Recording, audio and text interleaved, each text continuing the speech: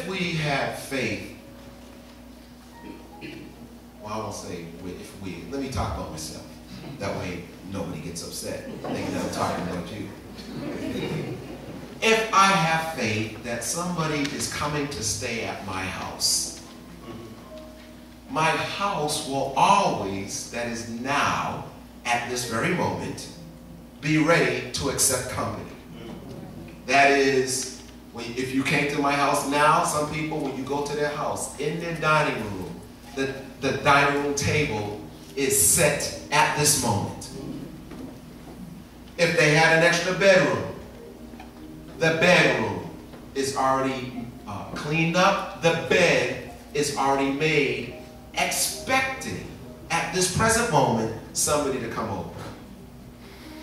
And of course, there would always be extra food in the refrigerator just in case somebody dropped by.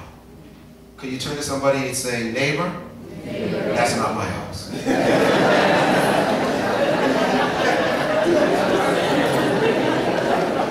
People say to me, Bishop, you should have an extra room. No, I don't want an extra room because I don't want anybody dropping by. But that's faith. Faith means I'm ready. I have things ready now in case people drop by. However, I do have hope. Now, hope means that I'm hoping that company will be staying at my house. Therefore, my house will only be ready when they are expected to come. And I don't want them coming over prior to that. It was interesting, about 2 days ago, I got home 10 o'clock, it's now 10:30, and I'm hearing sweeping on the stairway, which was strange at 10 o'clock p.m. in my house. I saw my oldest daughter sweeping away, and I said, first I thought this new revelation came over her. And I said, what are you doing? She said, one of my college roommates, friends, they're coming over this weekend for a party that's going to be held at somebody who lives near the college. So I realized that was hope. She was expecting company and preparing. See, that was future. Faith is now, but hope is in the future. The bank lends us money now. That's faith. Expecting, that is hope, to get the money. Just look straight ahead. Somebody made home. Somebody some money, so just look straight ahead. On Thursday, our hope was that it would not rain. And it caused us to have faith to go and rent the truck. It caused us to have faith to buy the pizzas. And it caused us to have faith to travel to Pentecostal Tabernacle, even while it was raining, with the hope that in the future, at 8 o'clock, it would stop. And God rewarded our faith and rewarded our hope. So the question is, why is hope so important? Yeah, her name was not Renee Faith, it was Renee Hope. You hear so much about faith, so why is hope so important? I was reading an article the other day, and it's called The Best Vacation Ever by Drake Bennett, and he writes about, which is strange, he writes about applying scientific data to taking vacations. And in it he states this, and I found this to be true, that we are happier planning vacations than actually taking them. It is interesting that women, now I can only say this based on what I've observed, that many women suffer of what they call post-natal depression. Can you help a brother out? Depression. After buying all the clothes and beaming and smiling going through swelling feet and changed appetite and all sorts of stuff. The baby comes and you would think there would be excitement from here on in, but then there's a discouragement, a depression, because of the fact that there's much more excitement in the hope, in the expectation, than actually in the event.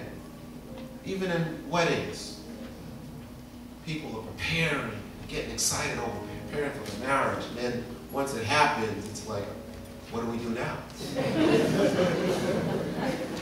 I had much more fun with hope.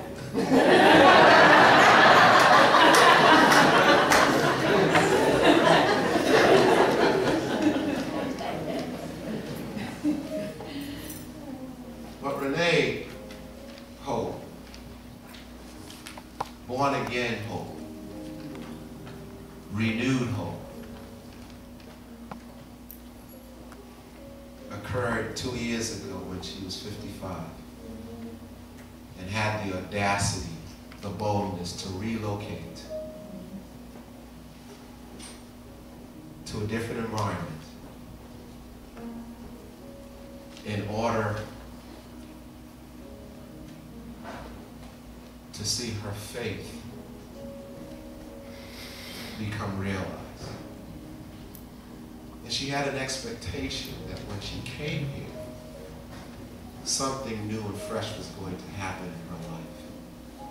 And God rewarded her hope. That renewed hope helped stoke the fire for our kingdom causes. And this is where I want to close.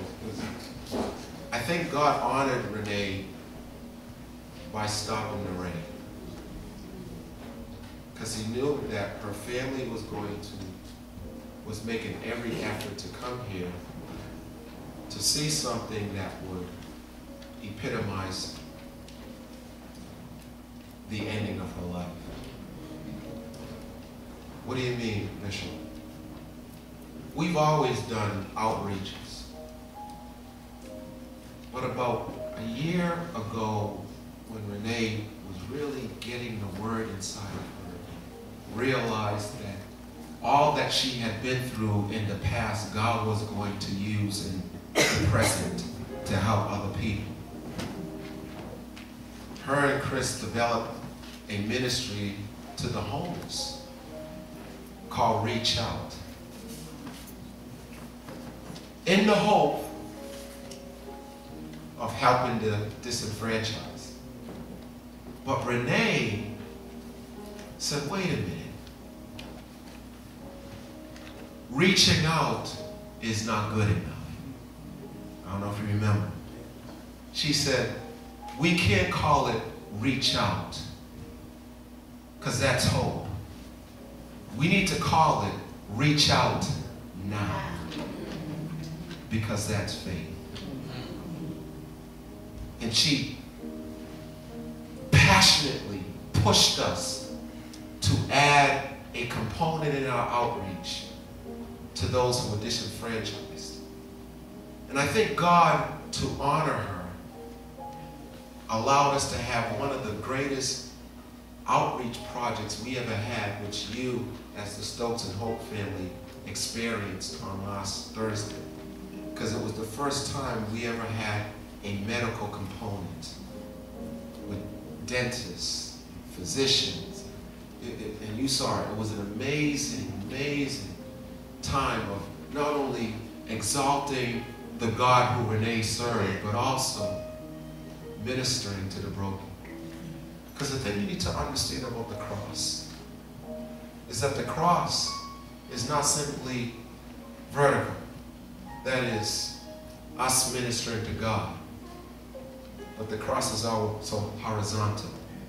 And that is us ministering and serving each other. So long after this service is over, and as many of you are taking that long trip back to Atlanta, I want you to keep in mind